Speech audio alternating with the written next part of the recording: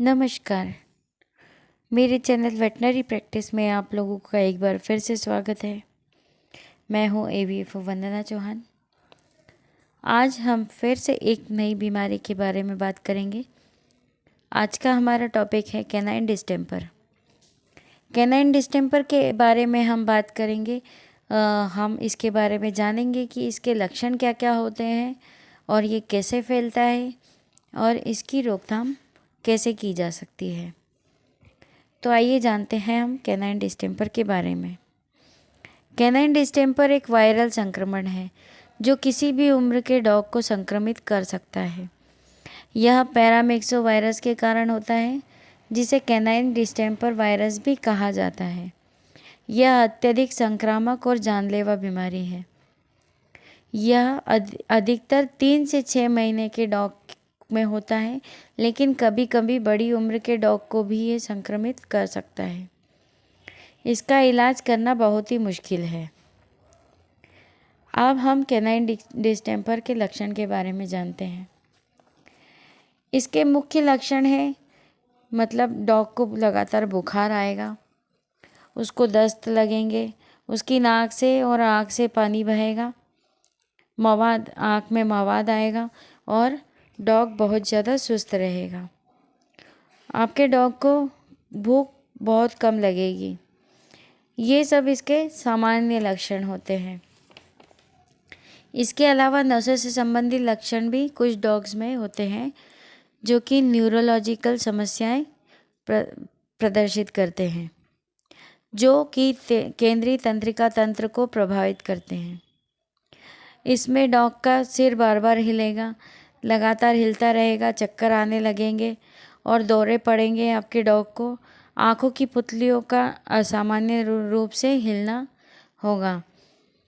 किसी हिस्से में पूरे शरीर में लकवा आ जाना, पूरे शरीर की मांसपेशियां फड़फड़ाना या मरोड़ होना और एक साथ शरीर में ऐंठन होना और साथ में मुंह से लार आना। डॉग लगातार हिलता रहता है। ये तंत्रिका तंत्र के लक्षण होते हैं। अब आते हैं हम कैनाइन डिस्टेंपर के ट्रीटमेंट की ओर। इसका कोई इलाज नहीं है, लेकिन हम सिम्टोमेटिक ट्रीटमेंट देते हैं। इसमें हम anti allergic, antibiotics, fluid therapy और भी कई ट्रीटमेंट दे सकते हैं।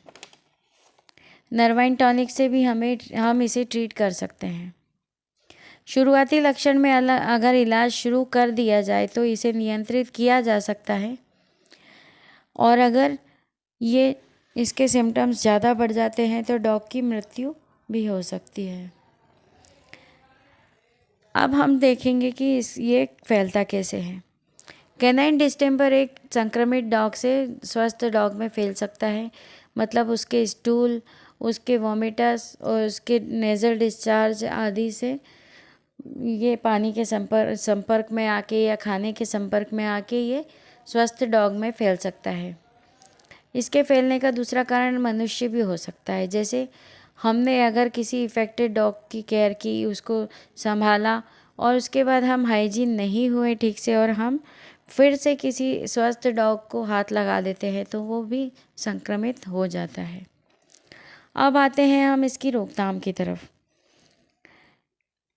कैनाइन डिस्टेंपर की रोकथाम के लिए हमें 6 से 8 सप्ताह के डॉग में वैक्सीन सही तरीके से करवा देना चाहिए और इसका प्रत्येक वर्ष में रिपीट बूस्टर लगवा देना चाहिए। और स्वस्थ डॉग को संक्रमित डॉग से दूर रखा जाना चाहिए। तो ये थी कैनाइन डिस्टेंपर के बारे में कुछ जानकारियाँ। अगर आपको वीडियो पसंद आई हो तो लाइक और सब्सक्राइब करना मत भूलिएगा। Thank you so much.